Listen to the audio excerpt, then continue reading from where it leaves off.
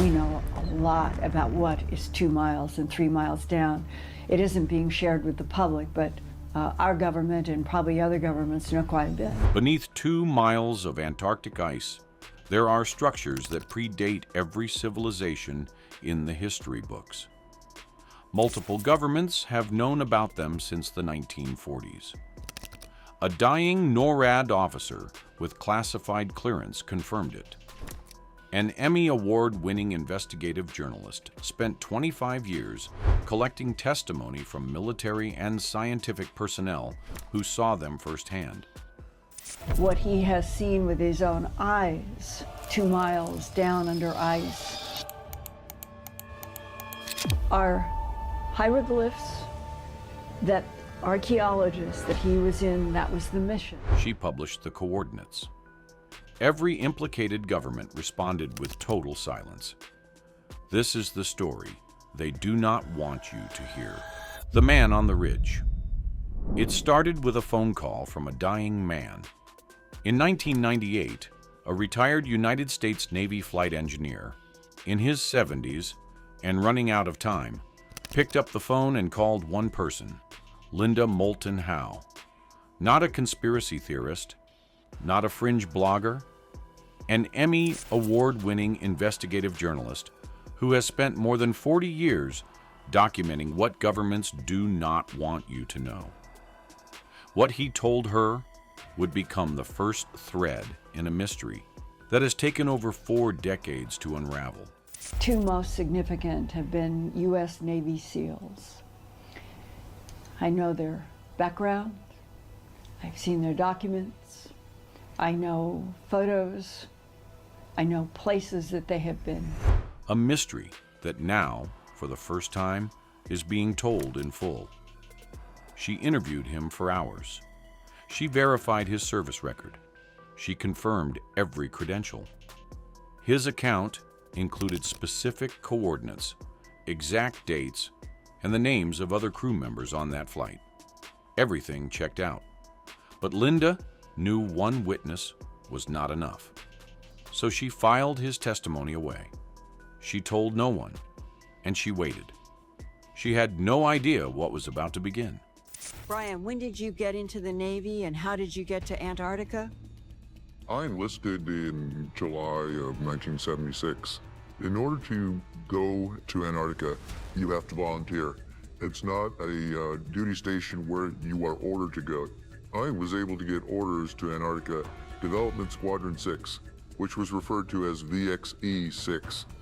His story went back to 1982. He had been on a routine supply run from McMurdo Station to a remote research camp when an equipment malfunction forced the crew to set down on an exposed ridge. Wind hammering the fuselage. Temperatures so brutal that exposed skin burns in seconds. The kind of place where you fix what is broken and you leave. But while the crew worked on repairs, he looked out across the ridge and he stopped. Something was wrong with the landscape. It was a no-fly zone. It was a no-fly zone for that specific region around the pole. There was this giant indentation that looked like a hole in the ice that looked like a snow ramp that went down into it. On a distant rise, shapes broke the horizon that did not belong. Symmetrical, too regular, too angular, too precise to be ice formations.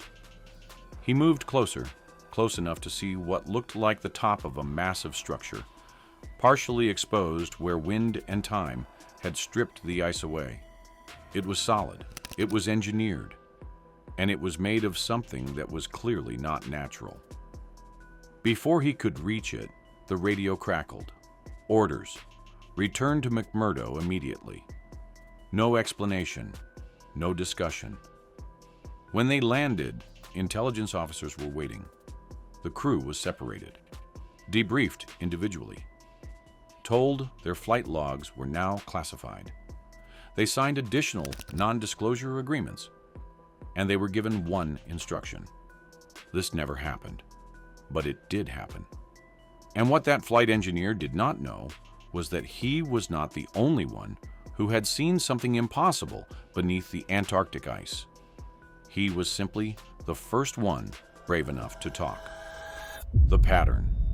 Over the next 20 years, they came to Linda one by one. Military, personnel, scientists, contractors, people who had no connection to each other, who had never met, who had been stationed at different bases in different decades, all telling pieces of the same impossible story. Modern whistleblowers still argue that there is more about Antarctica that is being covered up than we think. A geophysicist who had run ice-penetrating radar surveys sat across from Linda with his jaw tight and his voice barely above a whisper. He had found cavities beneath the ice, not small pockets, massive voids, geometrically regular, far too deep and too structured to be natural caves. When he flagged the data, his supervisor's face went white. The readings were classified within hours. His entire team was reassigned. He never saw that data again. A Navy construction battalion member described being deployed to a classified excavation site miles from any official research station. No scientific briefing, no Ice Corps mission, just drilling straight down. And at the bottom of the shaft, he saw something that made his stomach drop. Metallic structures, walls that looked manufactured, surfaces too smooth, too deliberate, too perfect to be geological. He stared at them and thought, someone built this. The outside temperature was at least 40 degrees below zero. Once you stepped inside these structures, the temperature was an ambient 68 to 72 degrees. A scientist from Argentina's Esperanza base told Linda that research teams occasionally pulled artifacts from ice cores dated to over 12,000 years old. Every single time, military personnel arrived, confiscated the samples, and made them disappear. No logs, no reports, no published papers, gone. A pilot who flew missions across the continent described a no-fly zone that existed on none of the public charts. An entire restricted area where civilian flights were forbidden and military flights required clearance levels almost nobody held. When he asked what was down there, the answer was short. Sensitive research. Stop asking. But here is the catch. None of these people knew each other. None of them had seen Linda's other interviews. They came from different branches, different decades, different countries, and yet every single testimony pointed to the same conclusion. Something ancient and structured was buried beneath the Antarctic ice, and multiple governments knew about it. Linda sat with all of these accounts and felt the weight of what she was holding. This was not one story. This was a pattern she could not ignore and could not yet prove. If this is the first time you are hearing about this, subscribe now, because what comes next is where everything connects. The testimony that changed everything. It was 2016. Linda received a message from someone she would later describe as the most credible source she had ever interviewed in her entire career. A retired NORAD officer, classified clearance, part of an Antarctic operation in the early 2000s that doesn't appear in any public record. His identity is the one Linda has guarded more fiercely than any other. When he began talking, Linda went quiet, because what he described did not just add to the previous testimonies. It connected them. Every isolated account, every fragment, every unexplained detail from 20 years of interviews suddenly locked into place. But here is the catch. What he revealed did not just confirm the pattern. It obliterated any remaining possibility that these testimonies were coincidence. According to his account, beneath the West Antarctic ice sheet. At a depth of approximately 2 miles, there are multiple structures of artificial origin. Not geological anomalies, not ice formations, structures built by someone, engineered with intention and precision. And they are old, far older than the ice that buried them. They predate the last ice age, meaning they were constructed when Antarctica was a green temperate continent with rivers and forests. Over 12,000 years ago, thousands of years before Sumer, thousands of years before the first Egyptian dynasty, before every civilization we have ever called ancient. He told Linda these structures were first detected in the 1940s during Operation High Jump, the massive 1946 to 1947 Antarctic expedition led by Admiral Richard Byrd. Officially, the mission was about establishing research bases. The classified reality, according to this source, was something else entirely. Seismic surveys picked up anomalies deep beneath the ice that no one could explain and no one was supposed to talk about. And since then, for over 7 decades, the United States, Russia, and more recently China have been running covert recovery operations across Antarctica. Not research, recovery. Archaeological excavation and technological retrieval conducted entirely separate from the public science programs operating under the Antarctic Treaty. What has been found, he told Linda, appears to be an extensive urban complex. Buildings, infrastructure, technology suggesting a civilization so advanced, it challenges every assumption we hold about human history. And the technology being pulled from these structures, some of it still works. Chapter 4. What they found. Inside, a military contractor who worked a classified drilling operation in 2003 agreed to speak to Linda only because he was dying. Cancer. Terminal. He could not take what he had seen to the grave. He described being lowered into an ice shaft, drilled to access what his briefing called a geological anomaly. The descent was slow, the daylight above shrinking to a bright coin, and then to nothing. The walls were ice, white, blue-veined, featureless. The only sounds were the hum of the winch and his own breathing echoing off the shaft walls. Then, over a mile down, something changed. The ice stopped. The walls shifted to something smooth, almost metallic. A surface with a faint sheen that caught his headlamp. A surface that had no business being a mile beneath an Antarctic ice sheet. He stepped off the platform into a cavity that was enormous. There were markings on the walls, symbols, geometric patterns unlike any writing system anyone on his team had ever seen. The team stood in silence, flashlights cutting through a darkness that had not been disturbed in thousands of years.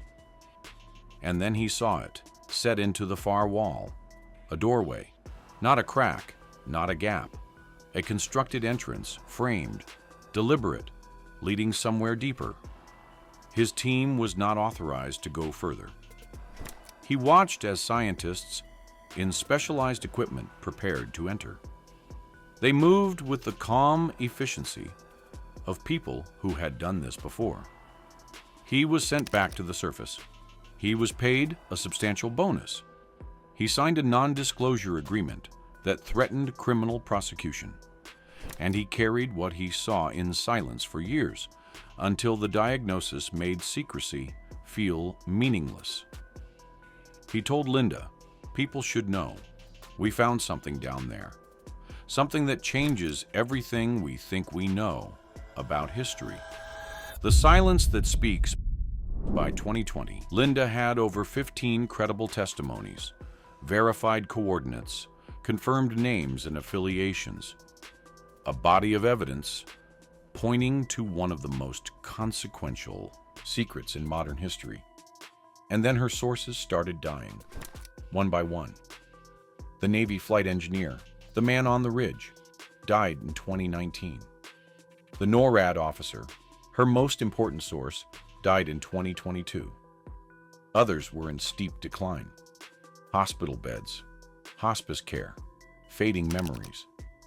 And Linda, now in her 80s, understood something with brutal clarity.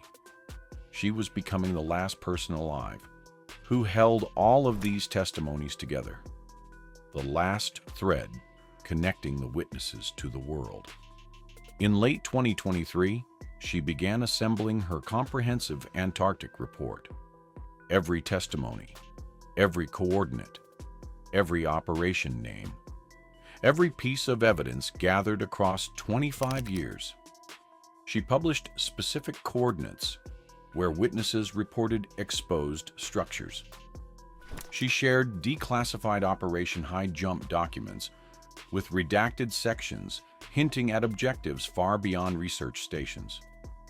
She compiled satellite imagery showing artificial data obscuration over the exact areas her sources identified. And she made a direct challenge.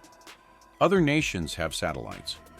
Independent researchers have ice-penetrating radar. Scientists work on that continent every single day. If these testimonies are true, the evidence is there. She told the world where to look. But here is the catch. The response from every implicated government was identical. Total, absolute. Silence, no denials, no corrections, no lawsuits, no charges, nothing.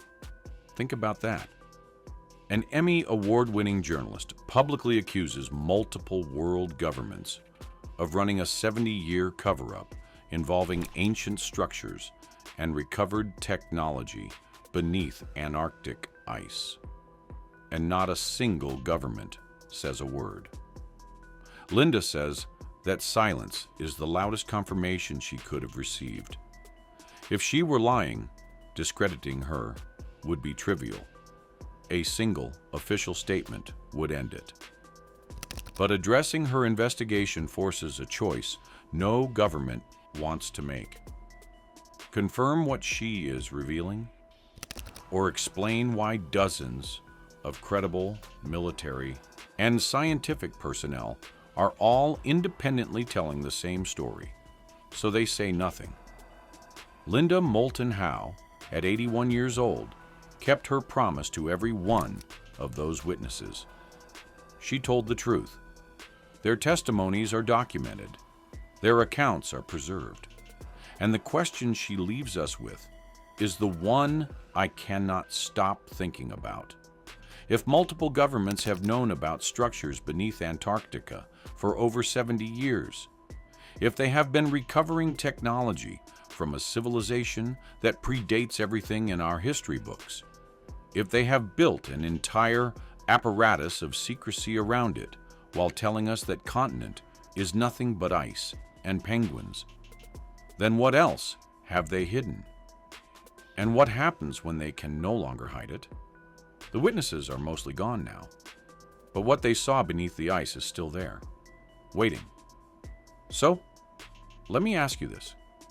If the evidence is sitting at the exact coordinates she published, and every government on Earth is choosing silence over denial, what does that tell you about what they already know? If this story shook something loose in you, smash that like button and subscribe, because we are just getting started. The next video goes even deeper. And trust me, you are not ready for what comes next.